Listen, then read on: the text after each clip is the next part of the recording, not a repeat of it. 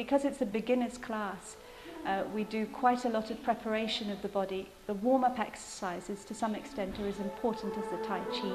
They're for stretching and warming the different parts of the body. And then we do the Qigong.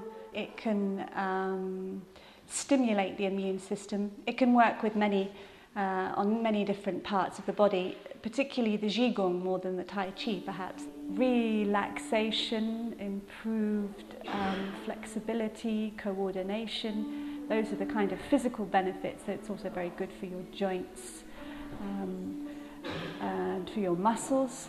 But there are other benefits, to some extent psychological benefits, because it helps you to calm down, it helps you to balance your thoughts a little bit.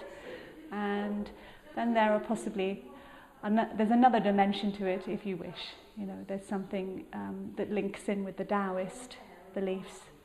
So perhaps a spiritual element, if you're that way inclined. We use what they call the national Qigong forms, which are, I think it's 4 standard forms that have come out of China, which particularly target the function of organs in the body.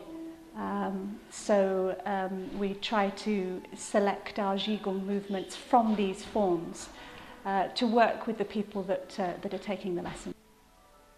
It's a separate discipline, but there are links with the Tai Chi because of the movements, the types of movements of the body linked in with the breath.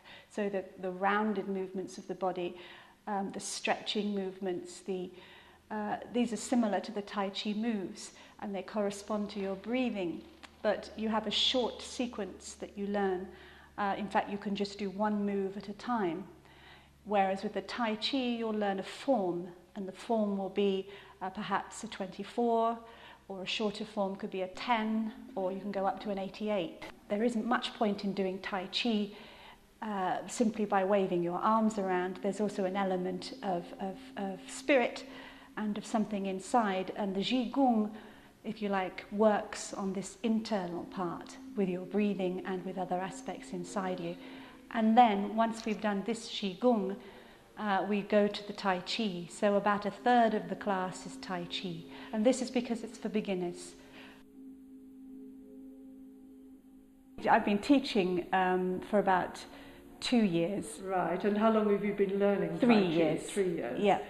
And has Mrs. Bao been your instructor all that time, or have you had different teachers? No, she's been the instructor from the start, yes. Right. She originally thought about reducing her classes and was looking for somebody to replace her. I used to have a very bad, ill when I was young. I used to be a gymnastic afterwards. During the Cultural Revolution, we suffered. We were sent to the village, so I got lots of illness, I got pneumonia, I got kidney problem, lots of problems. And then my master called Master Lei Tianji. His nickname called Longfei. That's why I use his name for my club's name, and he started to let me do Tai Chi. So you started Tai Chi really to get healthy again, did you? Yeah. Having suffered all these illnesses. Yeah. And what part of China do you come from? Beijing. Beijing, in the right. capital city. So we always went to Tiantan Park. Yes. Tiantan Park. Yeah. Often on television you see all the people doing Tai Chi in the parks, don't you? Yeah, so he teaching me since that time training Tai Chi and getting more better and better. And before I didn't teach it for myself, but since I come to England in 1986, and if I don't teach it, I'm lazy. I don't do it. You don't do so it. That time we work in Polish. It's very hard work.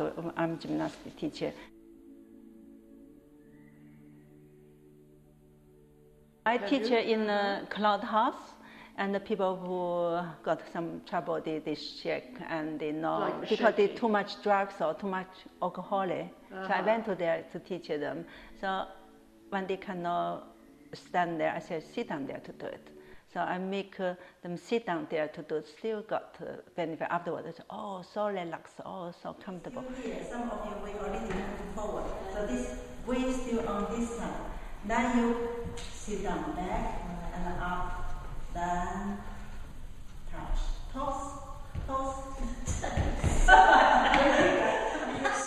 The Tai Chi exercise they got, the real Tai Chi is from China, in the North China, Chenjiazhuang.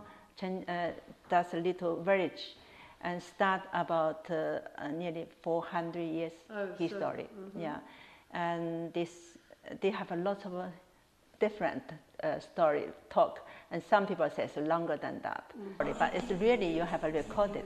It's from about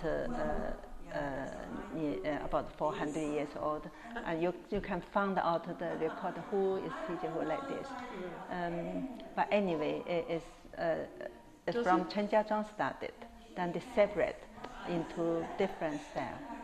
I suppose the thing about Tai Chi is once you've learned it, you can do it anywhere, can't you? You can do it indoors, outdoors. Anywhere. Yeah. And you don't need any special clothing or equipment?